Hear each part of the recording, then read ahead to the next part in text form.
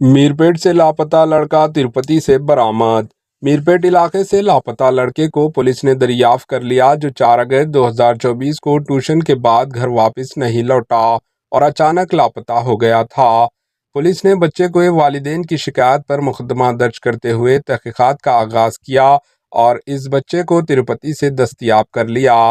Meerpet police के मुताबिक 13 साला महेंदर रेड्डी, जो जलीलगुड़ा इलाके के साकी मधुसूदन रेड्डी का बेटा है और 8वीं जमात में जेर तालीम है, 4 अगस्त को वो अचानक लापता हो गया था। पुलिस ने बच्चे के वालिदैन की शिकायत पर फौरी कार्रवाई करते हुए 4 टीमों को तश्कील दिया और सीसीटीवी कैमरों की जांच के बाद पुलिस ने पता चला कि लड़का मलकपेट रेलवे स्टेशन में दिखा गया, जो बजरिए ट्रेन तिरुपति पहुंचा। मीरपेट पुलिस ने फौरी तिरुपति पुलिस को एतला देते हुए इस लड़के को बरामद कर लिया। Bureau report, AHN news.